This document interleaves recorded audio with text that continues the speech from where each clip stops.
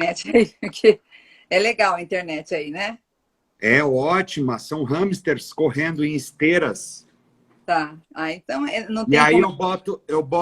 são duas antenas que eu tenho. Aí numa eu coloco bombril e na outra eu enrolo um pouquinho de alumínio. Ah, então pronto. Se parar, você dá um jeito aí nesse negócio aí, tá bom?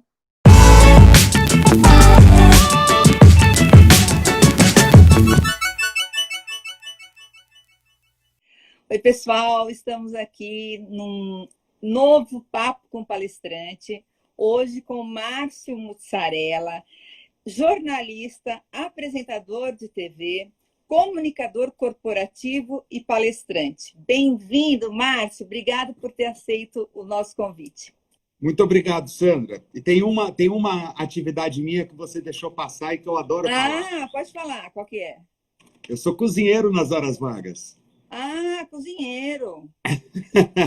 Mas você ganha dinheiro com a. Eu, Ah, então tem que pôr. Então não, tem que eu ganhar só dinheiro. gasto. Eu só gasto dinheiro com a cozinha, graças a Deus. Olha, como eu já falei que você é um comunicador corporativo, eu queria que você explicasse o que é um comunicador corporativo. Tá, vamos lá. Muitas pessoas, resumindo em uma frase só, eu sou uma interface de comunicação para empresa e os seus públicos de interesse. Seja o público de interesse, a sua força de trabalho, seus fornecedores, os seus clientes, seja quem for, né? Então eu aplico técnicas de comunicação, habilidades de comunicação e recursos de comunicação para que a empresa interaja melhor com esses públicos de interesse, que ela crie conexões relevantes com esses públicos de interesse. Basicamente é isso. Mas, Resumidamente é isso. tá, mas aí isso aí não é numa palestra, isso aí é um tipo de uma consultoria que você presta para a empresa, é isso? Eu tenho uma empresa de consultoria de comunicação, né, que eu realizo para empresas do Brasil inteiro, já tem bastante tempo, são mais de 15 anos realizando esse tipo de trabalho. Em palestras também, porque aí, na verdade, o meu Ah, trabalho como comunicador, eu posso tanto ser um consultor, que eu vou fazer um diagnóstico, uma análise e trazer uma solução de comunicação para a empresa, como eu posso ser a interface. Eu posso ser, então, a pessoa que vai pegar a mensagem da empresa e colocar de maneira que ela seja mais bem recebida ou absorvida pelo público de interesse dela. Então, como palestrante, muitas tá. vezes eu trabalho ou treinando e desenvolvendo e inspirando as pessoas, né, da força de trabalho, ou então trazendo informações muito importantes, agregando valor à relação Ah, da empresa com seus clientes, por exemplo. legal, legal. Bom, eu queria que você me falasse um pouquinho sobre a sua infância. Eu posso falar, mas é que ela tem várias camadas e várias abordagens. Tem algum objetivo específico? Não, Algo. é te conhecer melhor. E você sabe que muitos palestrantes ficam assim quando eu faço essa pergunta, sabe? E eles ficam meio reticentes e quando eles começam, meu, vai longe, lembra de coisas, sabe? Não, me conte o que você achar Tá. interessante da sua infância. Não, eu acho assim, depois de muito tempo, eu fui entender que o que eu faço hoje está diretamente ligado à minha infância. Então, assim, a lembrança mais distante, a memória mais distante que eu tenho de um momento que eu parei para prestar atenção sobre como as pessoas se comunicavam, era mais ou menos na idade entre 11 e 13 anos de idade, entrando na adolescência, né, uma pré-adolescência, em que eu tinha uma única certeza na minha vida, que eu nunca ia arrumar uma namorada. Eu nunca ia conseguir arrumar uma namorada na minha vida, eu nunca ia conseguir conversar com uma menina, eu seria incapaz. Então Era eu lembro, tímido, muito eu, tímido. eu era tímido, e eu acho que assim, na verdade, acho que foi.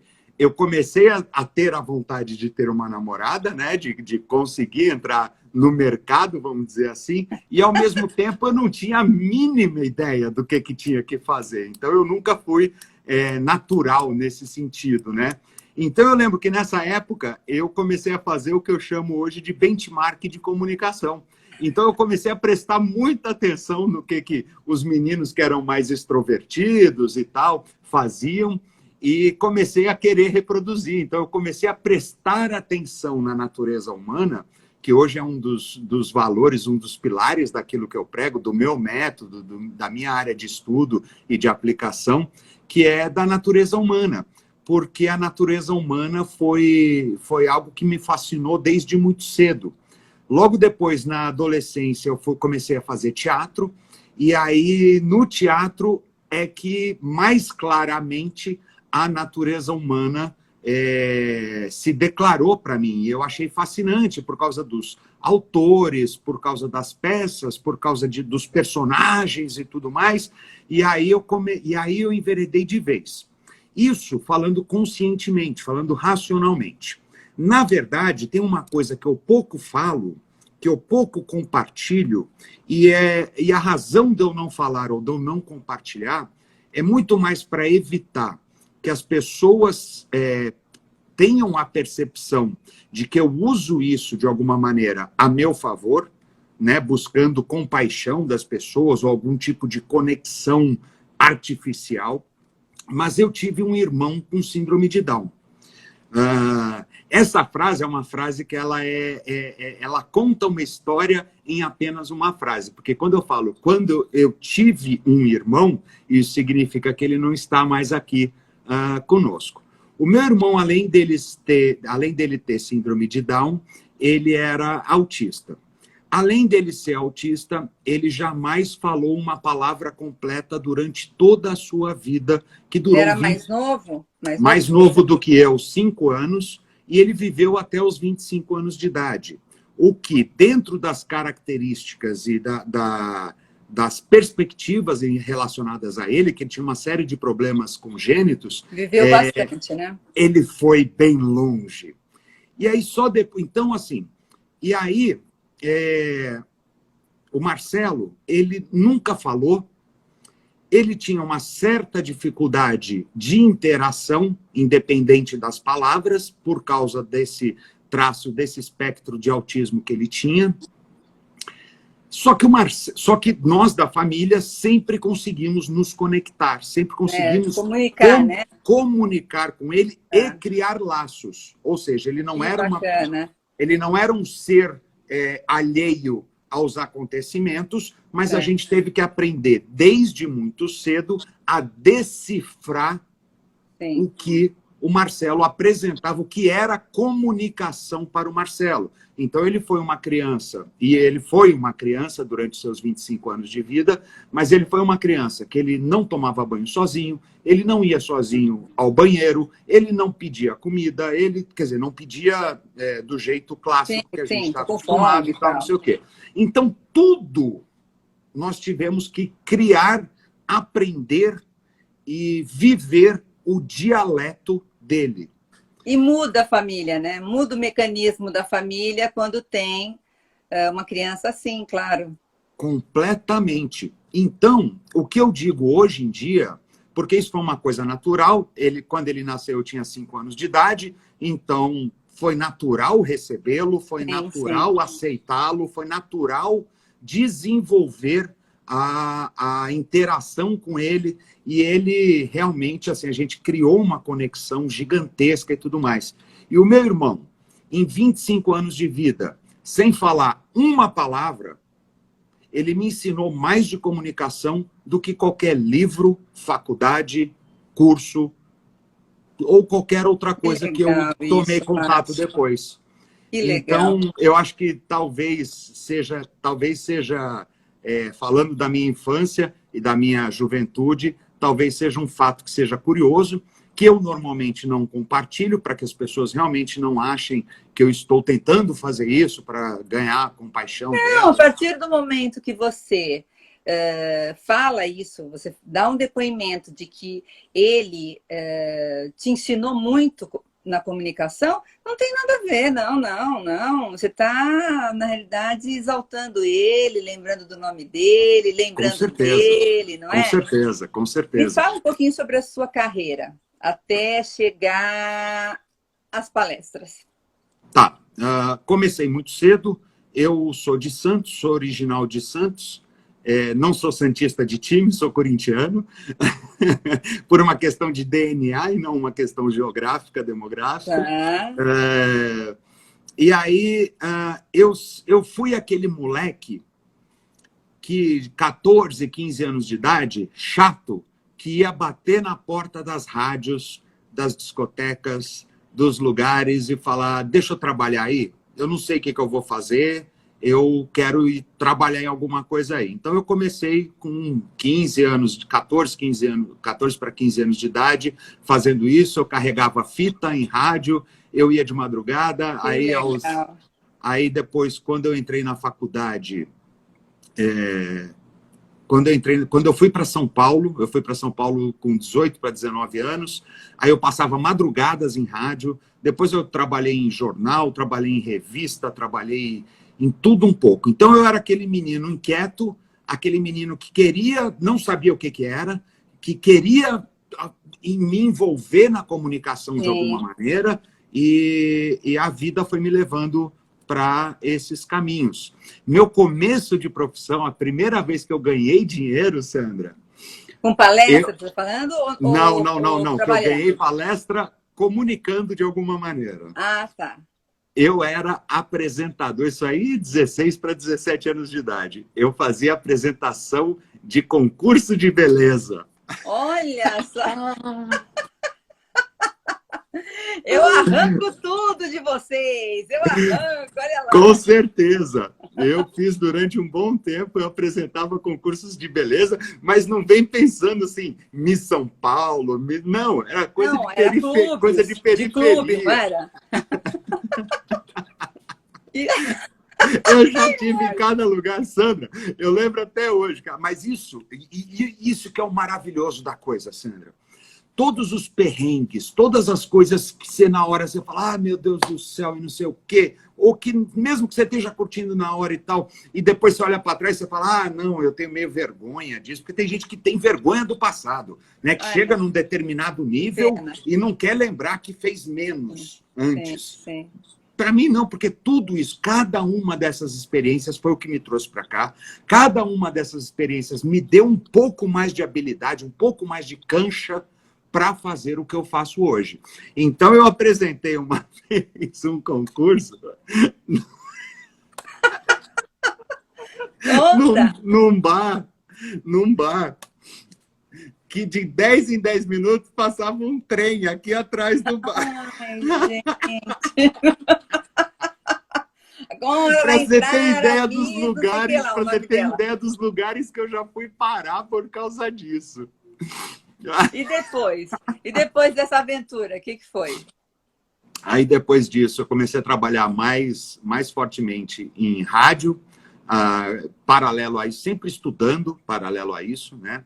Sempre completando meus estudos, fui para a faculdade e tal. Aí comecei a apresentar eventos. De eventos, eu também trabalhava em rádio. De rádio, eu fui para a televisão.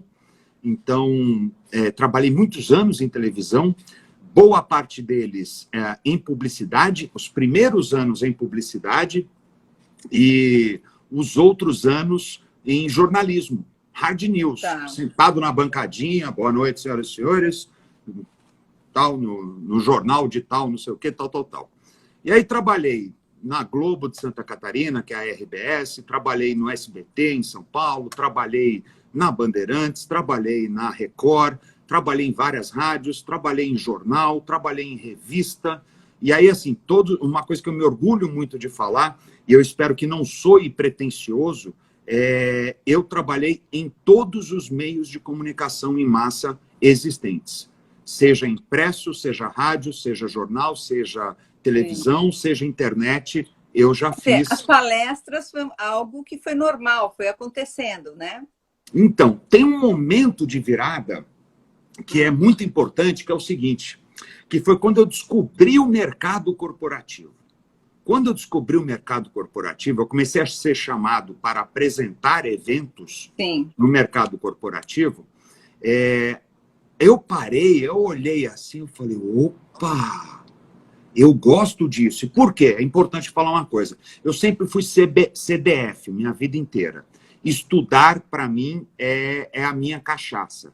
É uma das coisas que eu mais gosto de fazer. Eu gosto de estudar, eu gosto de estar sempre aprendendo alguma coisa. Isso desde a minha tenra infância até os dias de hoje. Eu leio de tudo, eu procuro ampliar os meus conhecimentos. Eu leio, principalmente, obviamente, as coisas da minha área, mas eu também procuro ampliar lendo e participando de coisas completamente diferentes.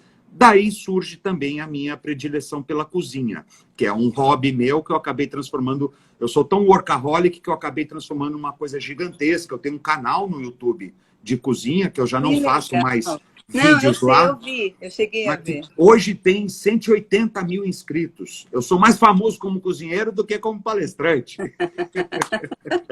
Mas Olha, teve esse momento de virada. Então, aí tá. eu olhei para o mercado corporativo e falei, pô, aqui eu tenho o melhor da televisão de produção, de artístico, eu tenho o melhor do jornalismo, eu tenho o melhor da área de estudo, porque meus estudos sempre foram na área de administração, a primeira faculdade que eu fiz foi de administração, e eu falei assim, cara, aqui junta tudo que eu amo, é a minha Disney World. Sim, Quando eu sim. descobri isso, 20 anos atrás, mais de 20 anos atrás, quando eu descobri isso, eu falei, me encontrei. Então, já tinha me encontrado na comunicação, já tinha trabalhado e feito coisas muito bacanas, e aí eu achei um lugar, assim, era o bicho achando o seu habitat natural.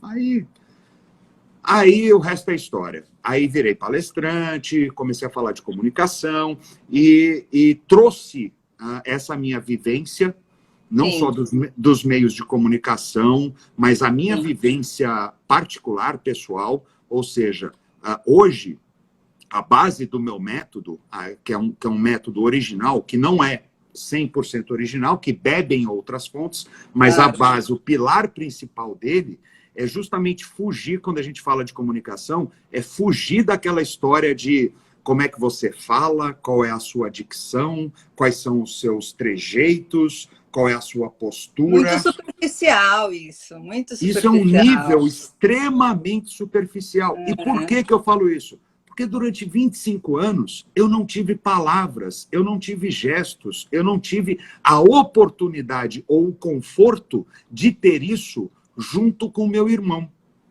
Então, eu entendo que é muito mais importante, muito mais impactante quando você aprofunda essas coisas do que quando você fica só na embalagem para presente. É Sim. isso. Lindo, lindo. Olha, você escreveu o seguinte: a comunicação pode ser uma solução ou um veneno. Aí eu Verdade. coloquei remédio, tá? Na Tá? solução. A comunicação pode ser um remédio ou um veneno, dependendo do uso que se dá. Eu queria que você Exatamente. me falasse um pouco sobre isso. Tá, eu acho que isso tem muito a ver, inclusive, com o que eu acabei de falar com você. As pessoas que fixam extremamente nas palavras, na estruturação, que é a parte que eu chamo de estética. E não que a estética seja ruim ou que a estética seja errada. É necessário você desenvolver uma estética comunicativa, mas a estética não é o que vai impactar profundamente a relação sua com outra ou outras pessoas, independente do número de coisa que você, do número de pessoas que você vai interagir.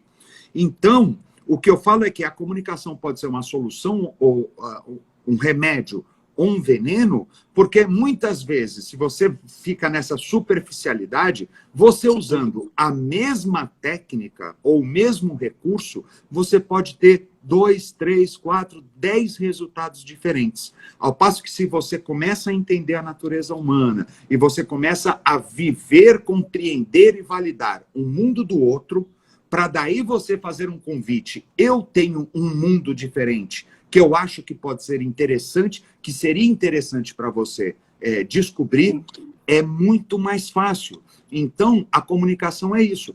ela pode... Tanto é que os maiores problemas que a gente tem na vida estão ligados à má comunicação. Sim. E os melhores momentos que a gente tem na vida, Sandra, eles estão ligados a uma boa comunicação, a uma conexão que foi criada junto a uma outra pessoa. Você pode ver que as memórias que a gente tem, que nos trazem alegria, satisfação, que nos deixam alegres, normalmente são momentos importantes que a gente passa com outras pessoas. Sim, sim. Eu acho que você tem que ser mais empático, né? Não é? Porque se você tem empatia pelo outro, eu acredito que a comunicação também flui. Eu queria saber, mussarela é o seu sobrenome? Isso aí eu não falo nem... Isso aí só quando eu lançar a minha autobiografia não autorizada. Então tá bom. Achei não, que mas é meu nome, mas é meu nome. Você tem algum, independente da resposta certa, você tem alguma dúvida de que esse é meu nome? Não, eu não tenho. Então, na realidade, eu não pensei em nada. Eu recebo essa pergunta todos os dias. Eu recebo Jura? essa pergunta porque, assim, todos será que mussarela é o sobrenome dele? Eu sugiro o seguinte, é que quando eu conto a história, o pessoal acha que é mentira. Então, eu não gosto de contar, mas tudo bem. Você já está tirando coisas demais de mim, eu vou entregar uma a mais, uma a menos, não tem problema. Ai, obrigada. Fala. A minha família foi a inventora do queijo mussarela. Isso aproximadamente 900 anos na região de Campana, na Itália. Eles inventaram um tipo de queijo, eram criadores de gado, e eles inventaram um tipo de queijo que depois foi nomeado mussarela em homenagem à família que era mozzarella, né? E aí as variações de registro e tudo mais trouxeram para o Brasil o meu nome, que é mussarela. Então, hoje... com C cedilha antigamente, né? Era mussarela com C cedilha. Então, pela língua portuguesa, atualmente é mussarela com C cedilha. Com 2 S's. Com C cedilha. Atualmente é com C cedilha. Só que o nosso é nome próprio, né? O nosso não segue regra gramatical e não é daqui, é da Itália, né? São com 2 E's originais. O que significa que eu ganho, para cada pizza misto quente ou queijo que é vendido no mundo, 3 centavos de dólar. Jura? É completamente mentira isso que eu contei para você. Mas não é uma história muito legal? É muito legal essa história, é muito legal. Eu ia falar, não é muito mais bacana você ter ouvido essa história e depois você chegar e falar, nossa, eu conheci o cara que é da família que inventou a mussarela, do que eu chegar simplesmente e falar assim, não, é um apelido meu de infância, que é a verdade. Me fala, Márcio, qual é a sua estrutura familiar? A minha estrutura familiar sou eu, atualmente, minha mãe e mais um irmão. Tá. Vocês vivem juntos? Família interna a partir. Eu sou casado, casado, tenho uma enteada de 11 anos de idade. O que foi? Tô aprendendo. É adolescente, né? Cara, tô aprendendo. E é muito legal. Um beijo para a Manu. Porque ela, sem ela saber, ela é minha consultora para contemporaneidades digitais. Através dela, eu aprendi as danças e coreografias do TikTok, eu aprendo quais são as bandas do momento, quais são os assuntos. Eu tenho um enteado de 13, é maravilhoso. Exatamente. Tem uma coisa que eu falei para ele fala assim, eu sei, eu ouvi. Ele já te chamou de boomer alguma vez? Não, porque eu não sou boomer, tu não vem que não tem, hein? Separa você, hein?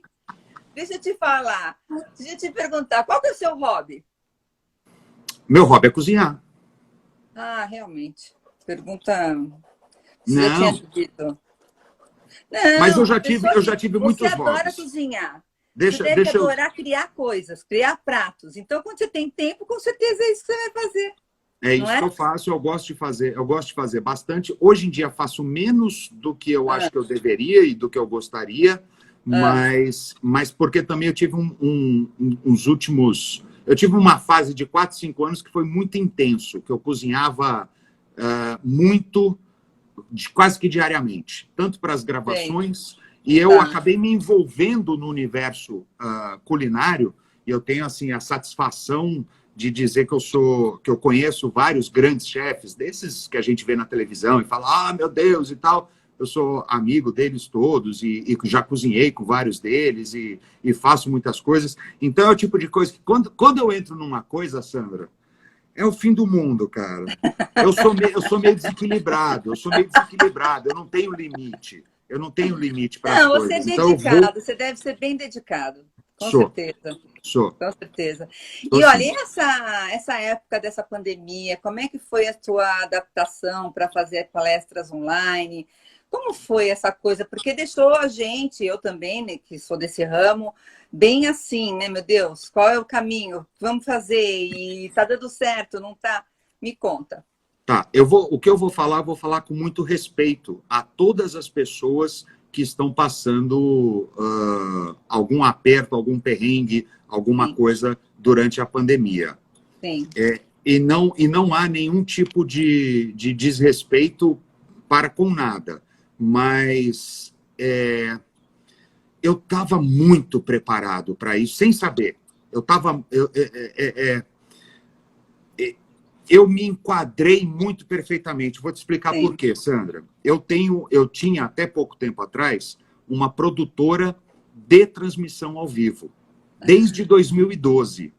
Tá, Então, eu tenho estúdio, eu tenho 10 câmeras, eu tenho iluminação, e eu já tinha o treinamento sim, para esse 100% online, porque eu já era 100% online antes disso virar moda ou pandemia. Então, sim. na verdade, para mim foi muito bom, porque surgiu essa consciência. Até 2019, eu vinha brigando para educar o mercado. Gente, olha que legal, dá para fazer as coisas online, transmissão ao vivo, dá para fazer palestra. Eu nunca fiz uma palestra ao vivo antes da pandemia, tendo um estúdio, tendo tudo, tudo, tudo. Ia presencialmente, tal, não sei o que, tal, tal, tal. Agora, na pandemia, e eu tinha fechado, e não por causa da pandemia, eu fechei porque uma série de razões, mas eu mudei o meu caminho, aquele nunca foi o meu core business, eu nunca fui um dono de produtora, eu sempre fui o criador de conteúdo, palestrante, que ganhou dinheiro suficiente para montar uma montanha-russa no quintal de casa e andar sempre que ele quisesse. A verdade era Tá. essa, e foi o que eu comecei a fazer. Então, aí, na época, em 2012, eu comecei a trabalhar na Harvard Business Review. Trabalhei no Grupo Abril antes, depois fui para a Harvard Business Review. E na Harvard Business Review era onde eu fazia as entrevistas com o pessoal de Boston, com o pessoal de Washington, via a minha estrutura de live stream. Então, quando apareceu a pandemia, quando apareceu Sim, o meu Deus do céu, como é que nós vamos fazer? Eu sim. estava assim, me chama. Me chama que eu estou Você pronto sabe que agora. nós também fomos muito rápidos, porque a gente já estava vendendo, às vezes, a gente chamava de web palestra, sabe? Quando Tá. o palestrante não tinha jeito de ir, tinha Uhum. cliente que aceitava, mas era muito resistente, muito. Olha isso aí, Muito. como deixou a gente que eu acho que vai acabar esse momento e muita gente vai continuar optando por palestra online. Sabe o que eu acho que vai acontecer? Acho que é uma das tendências, até com quem eu tenho conversado do mercado, principalmente do mercado de transmissão e de eventos e tudo mais, Sandra. Ah, Eu acho que nós vamos ter os presenciais clássicos, nós vamos ter sim, as transmissões clássicas, mas eu acho que a grande maioria, a partir de agora, vai ser híbrido. Porque as pessoas é, experimentaram e elas entenderam o seguinte. Então, o que acontece? Em vez deles levarem 300 funcionários lá para o Costão do Santinho, gastar uma fortuna de passagem aérea, de hotel, de não sei o quê, eles vão leva levar... só o palestrante. Não, eles vão levar 50 por premiação ou por não sei o quê, tal, não sei o quê. Vão levar 50, vão transmitir de lá do evento para o restante da empresa inteira, que nem todos participavam, e vai ter palestrante que vai estar lá presencialmente e vai ter palestrante que vai estar virtualmente. É E verdade. tudo bem, e eu estou achando lindo isso, porque a gente É, precisava é, ter alcançado isso aí. é verdade. Vamos falar do tema que foi a nossa chamada? Saber Ah, ouvir é saber se comunicar? é. Saber ouvir é saber se comunicar. É curioso que quando as pessoas pensam, quando a gente fala comunicação para uma pessoa, ela sempre, imediatamente, a menos que ela já tenha se aprofundado, se desenvolvido de alguma coisa, de alguma maneira, ela inicialmente e imediatamente, involuntariamente, ela pensa, é como eu vou falar com o outro.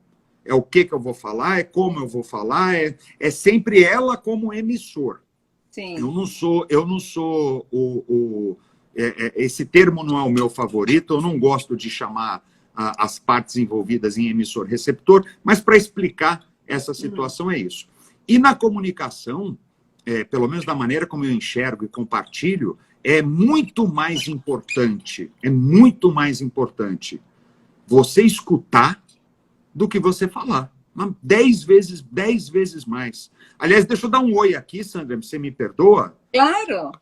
Cadu Lemos, que fala de flow, cara, tá aqui com a gente. Fala, Cadu, meu brother.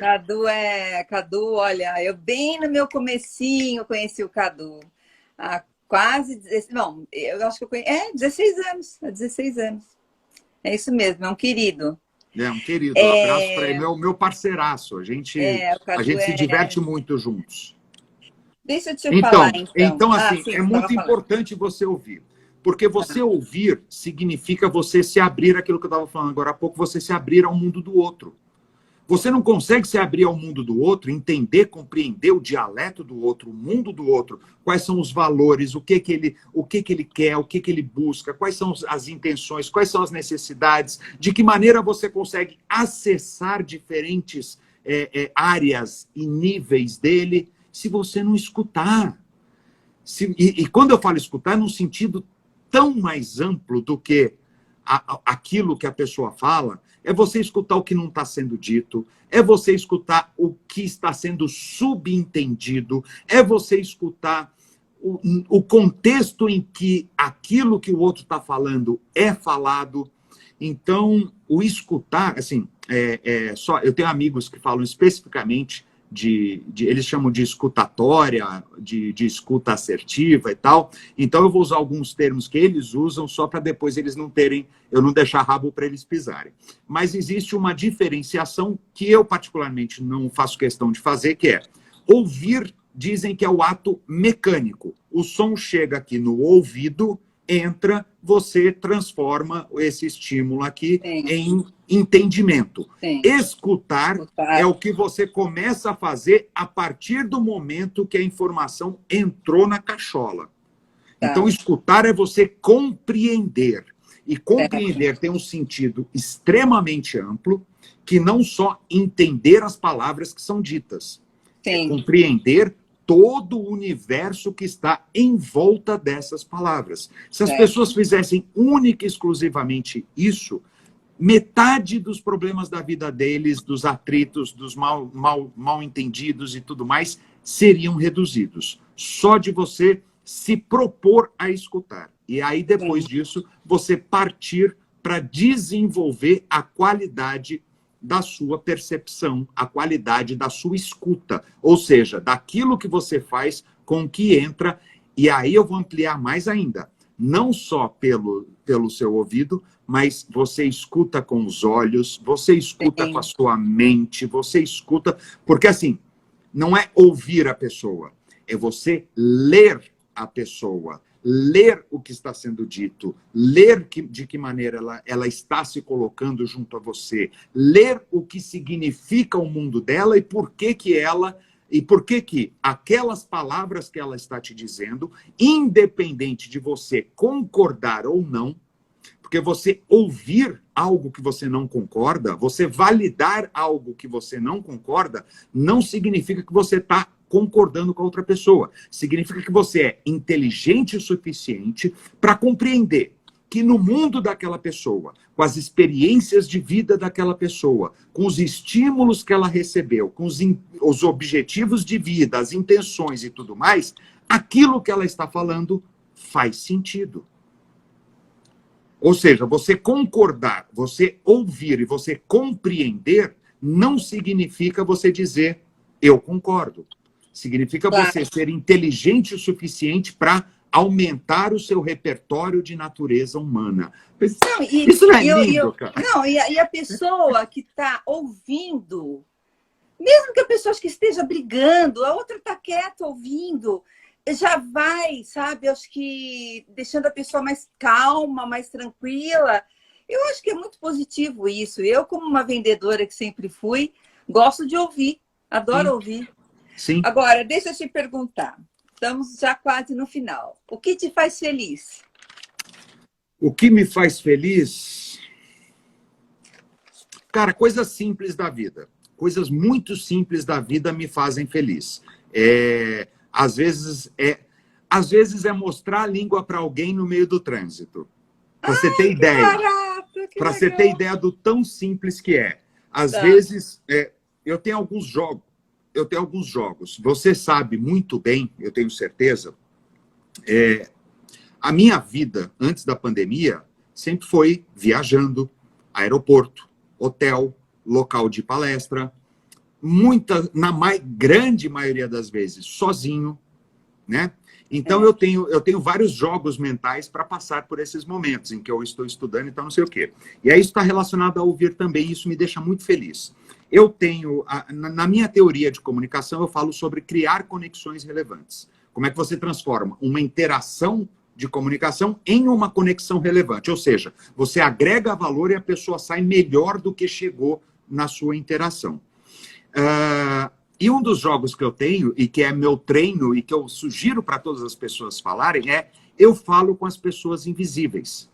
Calma. Quais são... Eu sei. É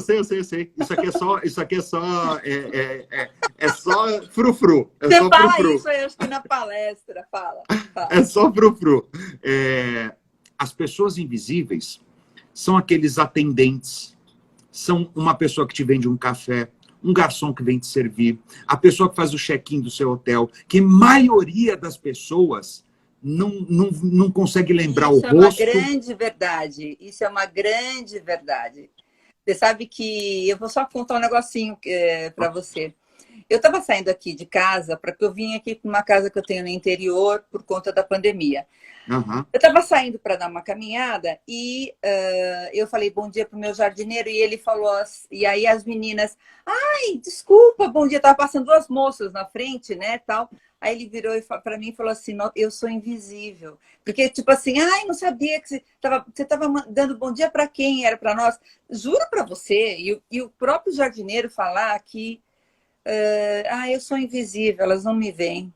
É É isso, difícil, né? é exata. Então, eu faço questão de conversar e interagir com essas pessoas invisíveis, todas elas. Ascensorista, porteiro, cara que guarda carro, todo mundo, por várias razões. A primeira, essas pessoas têm histórias É verdade. maravilhosas. Segundo, eu treino a minha capacidade, a minha habilidade de criar uma conexão imediata de qualidade com um completo estranho e ainda me arrisco a descobrir um pouco mais da natureza humana. E eu me coloco na condição de ouvir a pessoa. E essas pessoas invisíveis, quando elas se sentem ouvidas, Sandra, você ganha um aliado. Você ganha uma pessoa que, se você voltar lá 2 anos depois, ela lembra de você. Porque você foi importante na vida dela, porque, olha que doido, pelo simples fato de você ter enxergado o ser humano por trás do serviço. E eu falo ainda uma quarta. Ela fica muito feliz. Ela fica muito feliz da gente tratá-la de igual para igual. Muito, Exatamente. muito feliz. Exatamente. E eu, Sandra, como mentora de palestrante e tudo, tenho certeza que, já que você fala com essas pessoas, você não acha que elas são invisíveis, né? De Então, jeito não nenhum. fala que elas são invisíveis. Fala assim, olha, muita gente acha que essas pessoas são invisíveis. Você vai falar assim, né? Você começa a falar sobre o fantasma, não é isso? Olha, eu falo com fantasma. Mas do jeito que você fala, parece que você acha isso, você não acha. Fica, sabe, assim, ó. E, enfim, eu adorei tudo que você falou. Para terminar, eu queria pedir uma dica.